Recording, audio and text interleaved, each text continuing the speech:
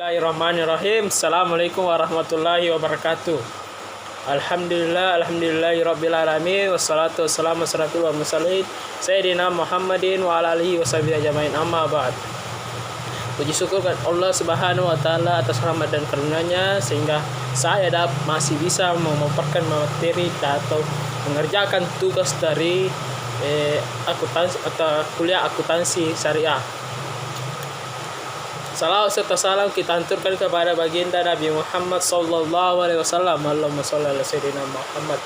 Baiklah, perkenalkan nama saya Muhammad Irawan, kelas S6B NIM 1803030045. Pada kesempatan kali ini saya akan memaparkan tentang materi pengertian atau perkembangan kerangka dasar penyusunan dan penyajian laporan keuangan syariah di Indonesia menurut TSAK. Pengertian kerangka dasar. Kerangka dasar merupakan rumusan konsep yang mendasari penyusunan dan penyajian laporan keuangan bagi para pemakai eksternal. Adanya perbedaan karakteristik antara bisnis berlandaskan pada syariah dengan bisnis konvensional menyebabkan Ikatan Akuntan Indonesia mengeluarkan kerangka dasar penyusunan dan penyajian laporan keuangan syariah pada tahun 2002 dan selanjutnya disempurnakan pada tahun 2007 menjadi kerangka dasar penyusunan dan penyajian laporan keuangan syariah. Penyempurnaan terhadap KDP LKDS ini dilakukan untuk memperluas cakupannya sehingga tidak hanya untuk transaksi syariah pada bank syariah saja, melainkan juga pada jenis institusi bisnis lain, baik berupa instansi syariah maupun instansi konvensional yang bertransaksi dengan skema syariah. Tujuan kerangka dasar ini menyajikan konsep yang mendasari penyusunan dan penyajian laporan keuangan bagi para pelaku. Kerangka ini berlaku untuk semua jenis transaksi syariah yang dilaporkan oleh instansi syariah maupun instansi konvensional, baik sektor publik maupun sektor swasta. Asas transaksi syariah persaudaraan ukhuwah yang berarti bahwa transaksi yang menjunjung tinggi nilai kebersamaan dalam memperoleh manfaat sehingga seorang tidak boleh mendapatkan keuntungan di atas kerugian orang lain. Prinsip ini didasarkan atas prinsip-prinsip mengenal ta'aruf, saling memahami, tafahum, saling menolong, ta'awun, dan saling menjamin, takaful, saling bersinergi dan saling beraliansi, takafu. Keadilan adalah yang berarti selalu menempatkan sesuatu hanya pada yang berhak sesuai dengan posisinya.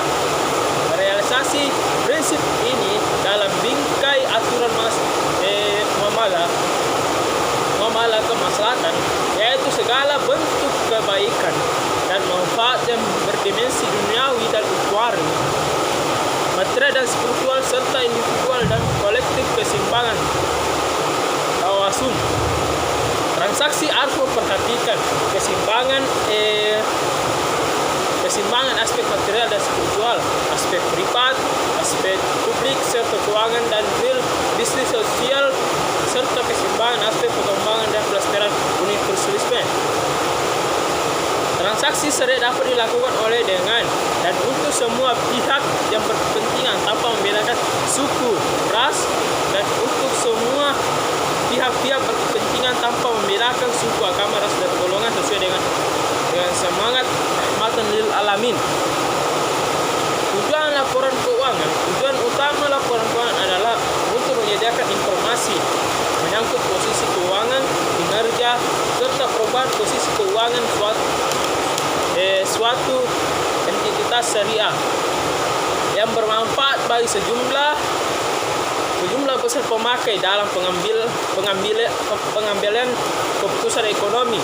Bentuk laporan keuangan instansi syariah terdiri atas posisi keuangan. Instansi syariah disajikan sebagai neraca laporan. Ini menyajikan informasi tentang sumber daya yang mengendalikan struktur keuangan, likuiditas, dan stabilitas, serta kemampuan beradaptasi terhadap lingkungan. Konsep dasar akuntansi menurut AAOP dan pemikir Islam.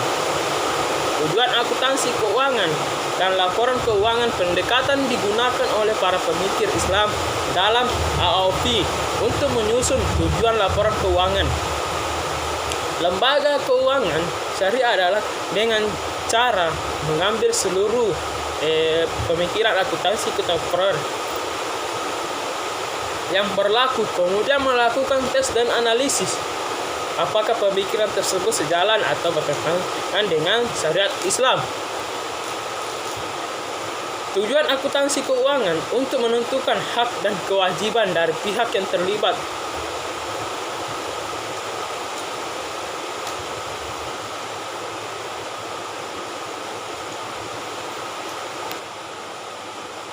Tujuan akuntansi keuangan untuk menentukan hak dan kewajiban dari pihak-pihak yang terlibat dengan lembaga keuangan syariah tersebut, termasuk hak dan kewajiban dari transaksi yang belum selesai, terkait dengan penerapan kewajaran dan ketaatan atas prinsip dan etika syariat Islam, untuk menjaga aset dan hak lembaga keuangan syariah, untuk meningkatkan kemampuan manajerial produktivitas lembaga keuangan syariah, untuk menyiapkan informasi laporan keuangan yang berguna kepada pengguna laporan keuangan sehingga mereka dapat membuat keputusan yang tepat dalam berhubungan dengan lembaga keuangan syariah. Materi kedua. Jadi materi kedua itu akan membahas tentang akuntansi penyaluran dana dengan akad mudharabah. Yang pertama, pengertian dan pembagian mudharabah. Investasi mudharabah adalah pembagian yang disalurkan oleh bank syariah kepada pihak lain untuk suatu usaha produktif. Secara bahasa, mudharabah berasal dari kata darhab yang artinya melakukan perjalanan yang umumnya untuk berniaga. Keuntungan usaha secara mudharabah dibagi menurut kesepakatan yang dituangkan dalam kontrak. Sedangkan apabila rugi ditanggung oleh pemilik modal selama kerugian itu bukan akibat kelalaian si pengelola. Seandainya kerugian itu bukan akibat dari kelalaian si pengelola, maka si pengelola harus bertanggung jawab atas kerugian tersebut. Mudharabah secara teknis juga didefinisikan sebagai akad kerjasama usaha antara dua pihak yang dimana pihak pertama sahibul mal menyediakan seluruh 100% modal, sedangkan pihak lainnya menjadi pengelola. Akuntansi mudharabah merupakan aktivitas mencatat, melaporkan, dan menginvestasikan dan yang dicatat adalah transaksi berupa pembiayaan yang masuk dalam dan keluar dari kegiatan mudharabah yang disalurkan bank syariah kepada pihak-pihak produksi. Kontrak mudharabah terbagi ke dalam 3 jenis, yaitu mudharabah muqayyadah, mudharabah mutalakah, dan mudharabah mustartarakah. Dan mudharabah muqayyadah merupakan mudharabah di mana pemilik dana memberikan batasan kepada pengelola dana, antara lain mengenai tempat, cara, dan atau objek investasi.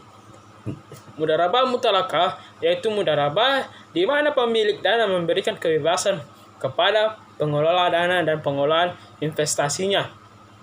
Mudharabah mutarakah adalah bentuk mudharabah di mana pengelola dana menyertakan modal atau dananya dalam kerjasama investasi. Selanjutnya, rukun transaksi mudharabah. Yang pertama, adanya dua pihak transaktor. Kedua pihak transaktor di sini adalah investor dan pengelola modal. Investor biasanya disebut dengan sohibul mal atau rabul mal, sedangkan pengelola modal disebut dengan istilah muharib. Kedua pihak disyaratkan memiliki kompetensi beraktivitas Kriteria kompetensi tersebut antara lain mampu membedakan yang baik dan yang buruk, dan tidak dalam keadaan tercekal seperti pilot akan mudharabah. Dapat dilakukan dengan sesama muslim atau dengan non-muslim. Pemilik dana tidak boleh ikut campur dalam pengelolaan usaha, tetapi boleh mengawasi. Yang kedua, adanya objek mudharabah. Objek mudharabah meliputi modal dan usaha. Pemilik modal menyerahkan modalnya sebagai objek mudharabah, sedangkan pelaksana usaha menyerahkan kerjanya sebagai objek mudharabah.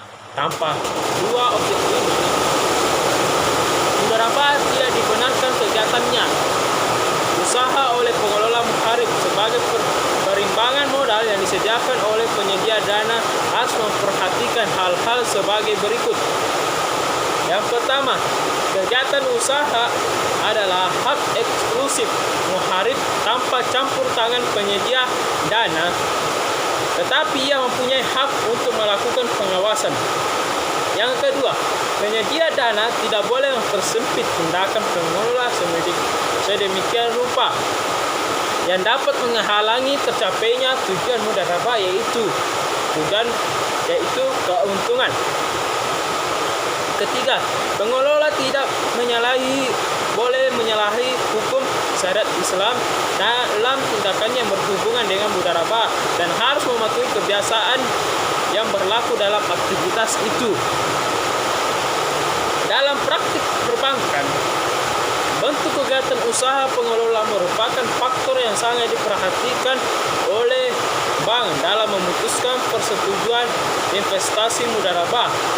Terdapat kecenderungan pada bank syariah untuk menyelesaikan jalan nasabah investasi mudharabah secara ketat. Objek mudharabah merupakan konsekuensi logis dari tindakan yang dilakukan oleh pelaku. Pemilik modal menyerahkan modalnya sebagai objek mudharabah, sedangkan pelaksana usaha menyerahkan objek mudharabah merupakan konsekuensi logis dari tindakan yang dilakukan oleh pelaku. Pemilik modal menyerahkan modal sebagai objek mudharabah, sedangkan pelaksana usaha menyerahkan kerjanya sebagai objek mudharabah. Modal yang diserahkan bisa berbentuk uang atau berbentuk barang. Yang dirinci beberapa nilai uangnya. Ketentuan pertama, modal yang diserahkan dapat berbentuk uang atau aset lainnya dinilai sebesar nilai wajar. Harus jelas jumlah dan jenisnya. Modal harus tunai dan tidak utang. Tanpa badan setoran modal, berarti pemilik dana tidak memberikan kontribusi ataupun padahal pengelola dana harus bekerja. Modal harus diketahui dengan jelas jumlahnya sehingga dapat dibedakan dari keuntungan. Pengelola dana tidak pernah untuk mudharabahkan kembali modal mudharabah. Apabila terjadi, maka dianggap terjadi pelanggaran kecuali atas izin pemilik dana. Pengelola dana tidak diperbolehkan untuk meminjam modal kepada orang lain, dan apabila terjadi maka dianggap terjadi pelanggaran kecuali atas izin pemilik dana. Pengelola dana memiliki kebebasan untuk mengatur modal menurut kebijaksanaan dan pemikiran sendiri selama tidak dilarang secara syariah. Kontribusi bagian kedua. Kontribusi pengelola dana dapat berbentuk keahlian, keterampilan, selling skill, manajemen skill, dan lain-lain. Kerja adalah hak pengelola dana dan tidak boleh terintervensi oleh pemilik dana lainnya. Mungkin itu saja yang bisa saya paparkan. Kurang lebihnya mohon dimaafkan. Wabillahi taufiq wal hidayah. Wassalamualaikum warahmatullahi wabarakatuh.